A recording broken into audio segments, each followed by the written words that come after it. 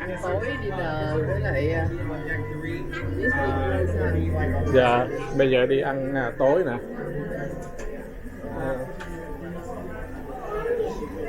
Phía ngoài này là biển.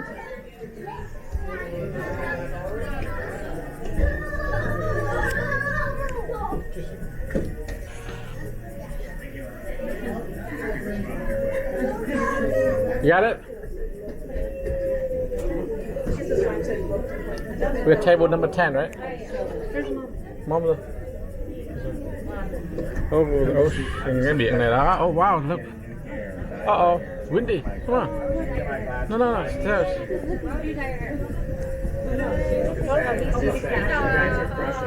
Oh, so cold. Oh, really? Yeah. Wait. Yeah. Wait.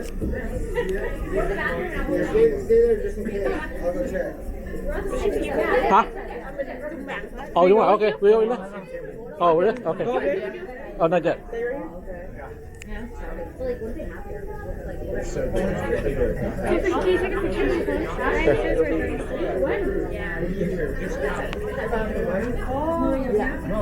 Số 10.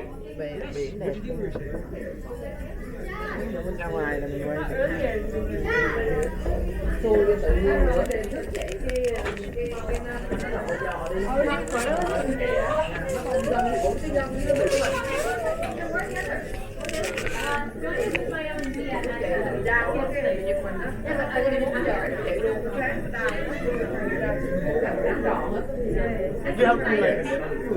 Two land, two. Let's go.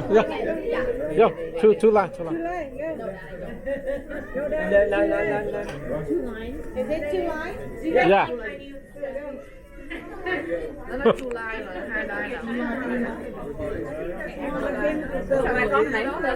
Bây giờ con check được đúng không? tại văn phòng trước đó Hi, Evan.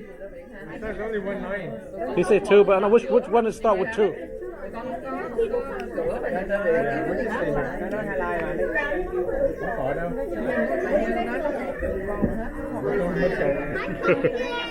Hi. No, this is pumpkin. Where? Oh, this one pumpkin here. Oh, okay. My pumpkin. Let's go. You like it? My pumpkin. Yeah. Không quên rồi mới. Yeah.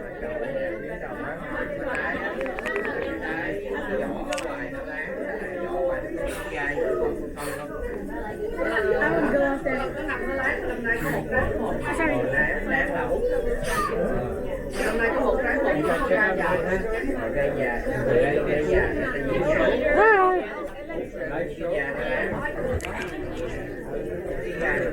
Ok, bây giờ mình đi tới nhà phòng ăn nha. Table number 10.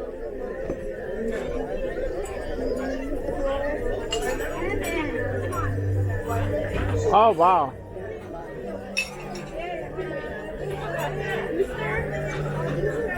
Where do we sit? Where do you want to sit? Yeah. Ngồi mà. Let's go, sit there.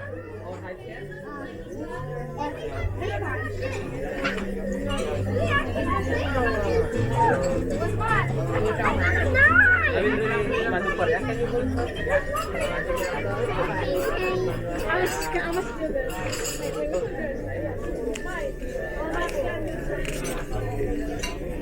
Wait a minute, I'm not allowed to use the knife. That's a knife.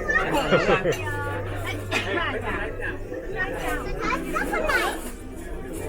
why you Còn cái này thì tối đi chơi vui nữa ha. Ăn cũng hôm nay đèn đó ăn.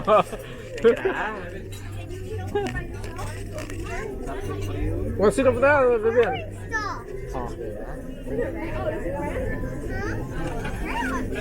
Yeah, thank you. Yeah, ơi.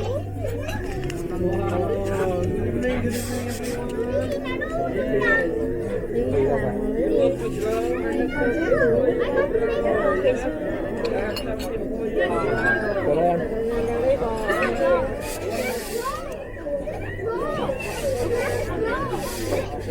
Rồi biết order gì chưa? Đồ ngon không đó nha. Nó có menu sẵn rồi.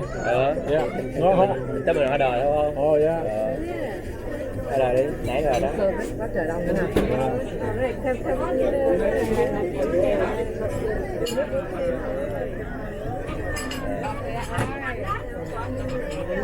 Dạ đúng rồi, có menu trong app á.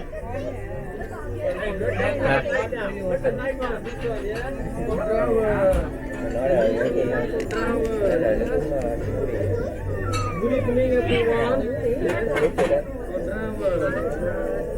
À đâu mà cái này mình trong phòng mình gọi lên người ta cho đem lên phòng phải không? Ồ dạ. Menu này trong này có luôn nè. Nè. Quá thử nha. Cái phone nó gửi cho mình. And this one for driver. Yes. Have a look the menu. Nó súp rồi. Scan the QR code, yes. Please scan the QR code.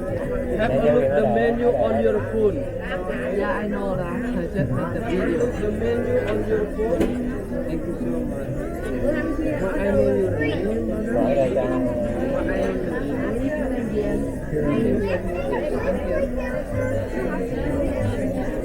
Có cocktail nè, blueberry. Có cocktail nè. Passion, passion juice fruit nè, fruit juice nè, yeah. Ồ yeah. Ồ, còn tính tiền á. Ồ. Chỉ có rượu mới là tính tiền thôi. Dạ. Thôi qua rồi.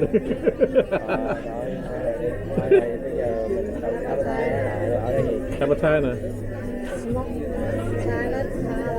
Em có salad đây nè. Đây nè. Appetite nè.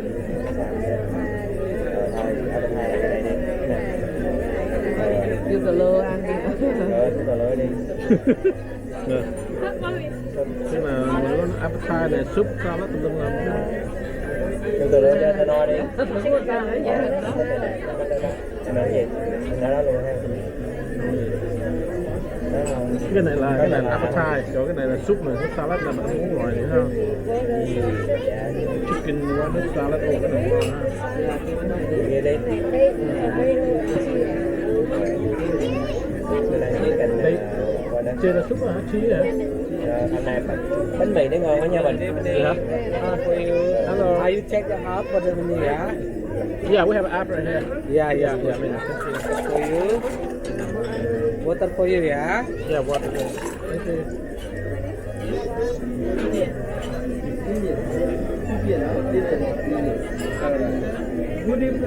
Good evening, everyone. Yes, welcome aboard the beautiful Disney Wonder. My name is Rudy. I'm from Indonesia. I'm going to be here to work together with Martha Eddie. Welcome. And for tonight, welcome to Animator. Our restaurant explores imagination and show during your dinner with Disney short movie all on the screen. And the special guest camera, special guest camera on the stick right there. For tonight, we are having my recommendation, yes. My recommendation tonight we have black truffle pasta. Kêu cái này nè nha. Yeah. The best one. Chưa thoải mái nha. Nó ở black. Yes. If you love tuna, we have tuna, the full one. Tuna. And for the soup, we have, yes. Real tuna steak ha.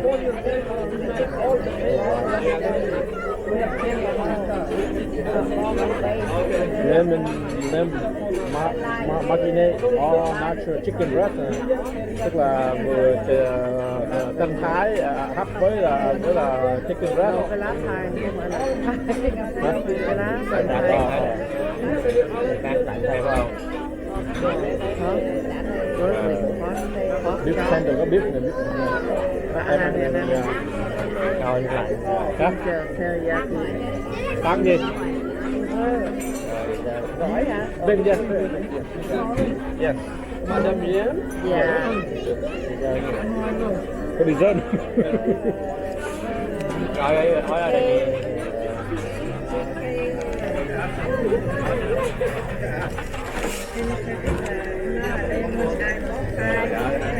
Sao?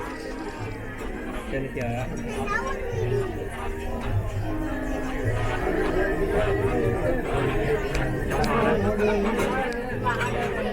Ada je. Cũng mà nó ada là Của nó. của nó thôi mà ada của mình. Mời cả nhà dùng thôi. Rồi ăn đi. Chicken, Dạ không? mời, Bạn tuna. cắt ra nè. Kêu quy mời. Đây là một miếng gà. Miếng gà với smashed potato nè. Mashed potato. Đỡ. Dạ. Wow, ngon ha. Juicy. Yeah. Cái này là thyme nè, là cái này nè anh. Dạ. Còn bên này là gì?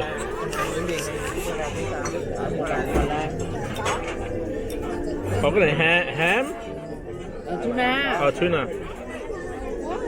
Ngon, ngon. Ngon không?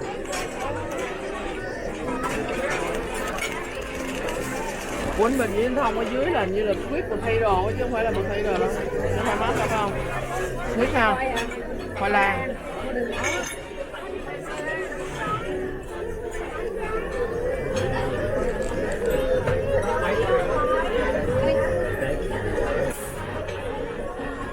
Gà ngon. Thứ năm mẹ ngon không? Thích luôn. Cái này thứ năm mà.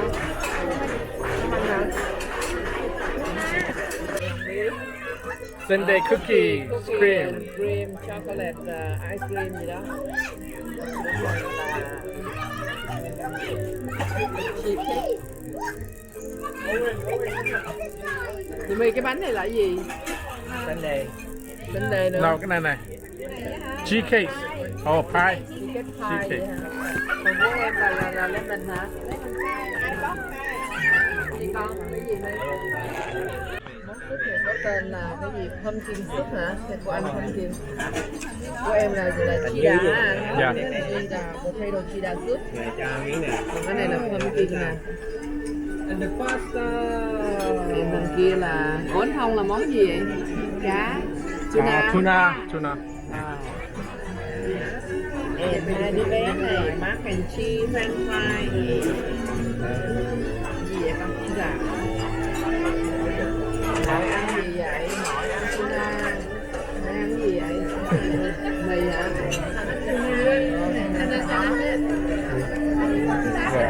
Chút giấy hả? Bây giờ mình ăn nha. Ngon. Hả? Ngon không? Dạ. Lấy thử.